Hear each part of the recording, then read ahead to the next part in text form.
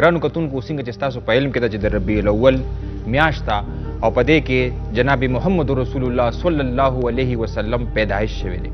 نو دې باره کې مسلمان عقیدت لري، جذبات لري، چې دا ډېره ښه خبره ده، خو باید چې دا خبره دې یادو ساتلی شي چې دغه عقیدت او دغه جذبات موږ په اطاعت او په اتباع باندې مجبوره کړي. ګرانو کتونکو د رسول الله صلی الله علیه وسلم سیرت ته که موږ وګورو نو محققین علما دا وایي چې درې غټ غټ پیغامات موږ ته میلاویږي. ادرې پیغامات داري وحدت آدم.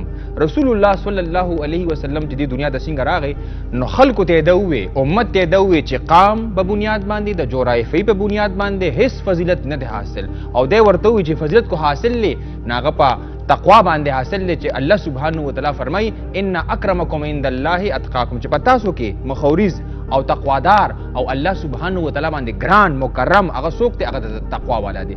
دا لومړنی پیغام دی چې رسول الله صلی الله علیه وسلم دا کلاس سیستم، دا طبقاتی نظام مکمل ختم کړ، ټول د آدم بچی ټول د آدم بچوړي. دا پیغام نمبر 1 دی. دویمه برخه چې هغه موږ حاصلول شو هغه دا دی وحدت الہ.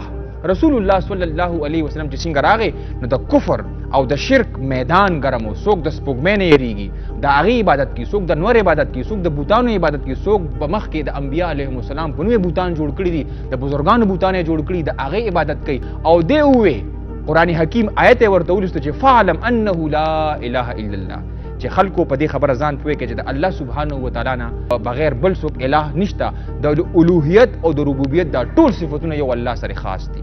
درېمه برخه هغه دا د تطهیر اخلاق. رسول الله صلی الله علیه وسلم دا وې چې زه راغلی دی لیم چې دا اخلاق دا په خپل کامل صورت کې روان دی کما خلکو ته پیش کم، او خلکو ته دا وې چې تاسو الله سبحانه وتعالی په یو اخلاقی امتحان کې چولیه. الله سبحانه وتعالی ګوري تاسو خپل بدن آلوده کوي، خپل نفس آلوده کوي، او خپل نفس هغه تزکیه کوي. قد افلح من تزکا، در حقیقت کامیاب شو هغه خلک چې هغوی تزکیه نفس کو، خپل اخلاق، خپل سوچ، خپل فکر پاک.